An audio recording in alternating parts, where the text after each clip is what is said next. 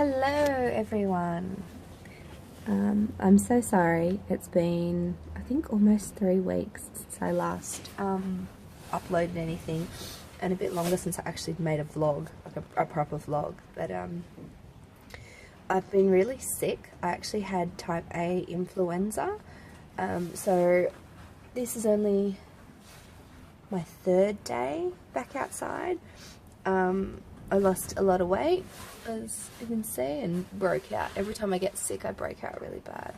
But I lost about 2 dress sizes, which is terrible, but I'm actually a little bit excited about that because I've been struggling to lose it. So I might have to actually go down and pull out one of my older riding jackets, because I tried on my size 14 riding jacket because, you know, my boobs got to fit somewhere, and it was quite baggy on me, which I'm pretty happy. And I found my dimples again. Look, I got one coming up, but I found my dimples.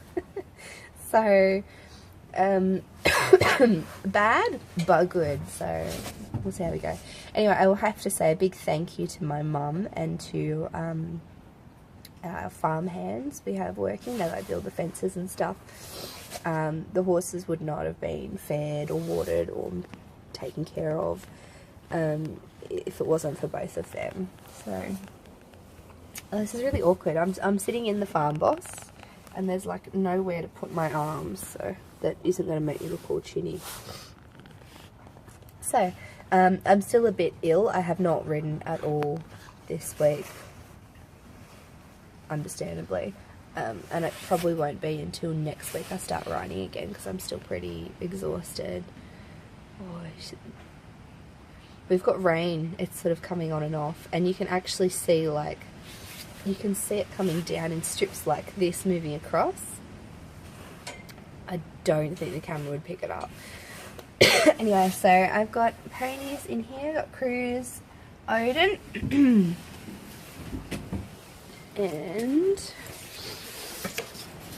and we've got the babies. So I actually weaned them on Sunday. Miss Harlow. And then we have little Mr. Amani. My little teddy Betty. He's busy eating. And then outside, it's just easier if I don't turn the camera around. I'm not sure if you can see. We've got Lily and Persia are out in the day yards. And then we've got Luna. You can't see. I can't get it high enough. We've got Luna and then Tash and Rhythm, so the mums in there. And I had to wean the foals. Amani's ready to be weaned, but Harlow still had about a month that she could have been on. But the mares have just been, they just crashed. They're just not doing well. I think majority of it is the weather and how cold it is here. When I say it's cold, I mean like at night. During the day, we've actually had some days where all the work crew here have been walking around in t-shirts, and before I got sick there was a day that I was walking around in one too, just working. And then today is quite cold. Today almost feels like sleet. So yeah, they weren't doing well, and so I brought in Tash, which is Amani's mum. I haven't talked about her much. And I was watching her in the paddock, and she lay down and she got up, and she lay down and she got up, and then she lay down half rolled, and I was riding Odin on that day. That was just before I got sick. And I thought, I'm not sure if she's really uncomfortable. We've just had a heap of rain and it stopped today. If she's exhausted and just wants to lie down, itchy, or if she's actually colicking. So I brought her in. Sent me on my phone. I brought her in, and yeah, she was just starting to colic, so I buted her. I flushed her with hot bran and salt mash, the same sort of mash we give the mares within hours of foaling. It's just a good cleanser for the body. I watched her for a few hours. She went down once and sort of did a half roll, but she was more resting. And that's when I buted her, because I wanted to make sure that she didn't have that stomach pain, because if they've got the stomach pain, they're going to want to roll, which then twists the intestines, and anyone who knows colic understands that. So I buted her, and then I went out about 6 hours later and just gave her a half dose of bute. And in the morning she was up and moving, but she had just, like me getting sick, she had just dropped every ounce of weight. I thought if I pushed her she'd just fall over. And so I started very carefully, like I would an emaciated horse. I started with really basic nothing feed. So in one of my last videos I did all that hay. It's really just chewing hay.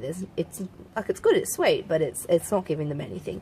So I literally just started her on half a biscuit of hay, and the moment she finished that one, I put another half biscuit out, just so that she wasn't like guzzling it down, and just continual stream of food for her. And now she's almost back to normal. You can still see a few ribs, and like I cleaned her yard then, and there's not much manure. Like, her body is hanging on to everything, but she's getting half biscuit of loose and half biscuit of meadow hay. The big bales here, so the lucerne and the meadow, and then that's just the chewing grass hay. She gets that twice a day, and she and Rhythm. And then they're getting a bucket with all their hard feeds and everything. And yeah, Rhythm's clearly getting enough, because I've got to do lots of cleaning in her yard, but Tash is just eating it all, and their body's hanging on. And I made up new feeding charts just in case I went down sick again. The doctor said that I am still, it's still highly likely that I will go down again. I forgot the water's on. Even my cheeks, like, you see how pale my skin is. That's what I used to look like. I have peaches and cream skin, but I was told that I looked just white and really gaunt, and I did. I took a photo of myself, and I look absolutely atrocious when I was sick. But just in case I do go down again, I've done the hard feed lists with the horses, and named all the buckets. I've got some new buckets, but named them all. So, and then because when I was really sick, I couldn't focus, I couldn't comprehend anything. I actually set up my planner with, you can't see those two because they're in green and they're quite light, but just in case there's people that are meant to be having lessons that we need to contact, and tell them not to, because when I go down, I go down. So yeah, other than that, really good. Last weekend, it was booked in ages ago, I actually judged at a mini horse and small pony enthusiast group show, which was really big. I was judging the junior ring, and then they asked me to judge the performance ring too. And I had up to 15 handlers in a class, so it was really, really good. I absolutely loved it. And I got a message the other day from my friend who is on the committee and actually booked me to do the class, and she said that they had such good feedback from parents and competitors, and would I come and judge their performance ring at their national championships, which I said yes, which is very exciting. I was still pretty groggy. Like, Alicia, my friend, was my steward, and I really have to give her a lot of praise for her help, because I didn't tell her that I was sick. Because, god damn it, I was going and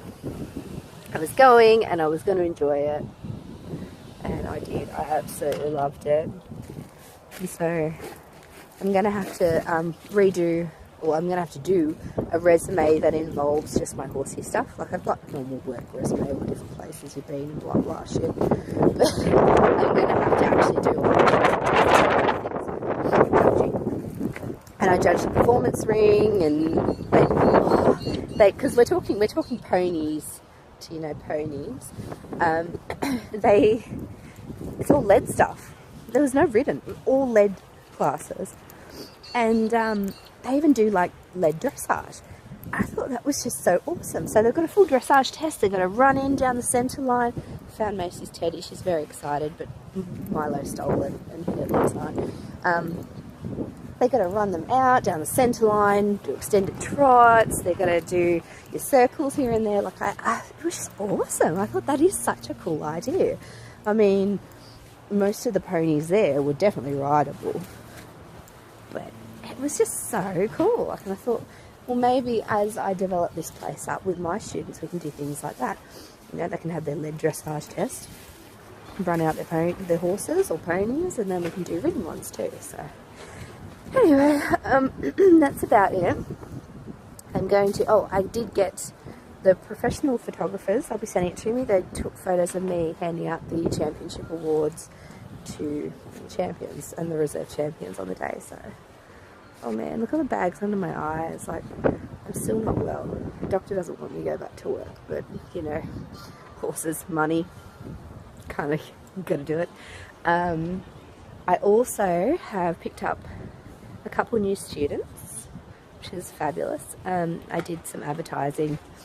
I told my work I was sick, and they basically treated me like, well, pleb, you should be here regardless. I took my mum in for show and tell when I handed in my doctor's certificate, and they all hid in the back room, didn't say anything. So I was pretty shitted off. I was sick and shitted, and I just went, screw that, and I redid my advertising and I put it up in the local area, and I just had this overwhelming response. It was just amazing. I know most people won't do anything about it, and they won't take me up on like my prices and the work and, you know, days and stuff like that, but just the response was so awesome. Within minutes I had people asking me questions.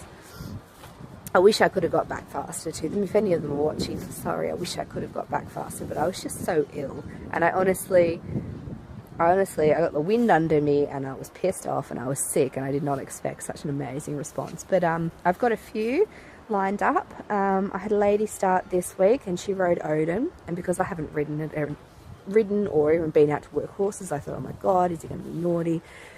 Absolutely perfect. And she was coming for confidence lessons, and I was just like, thank god. He was on point.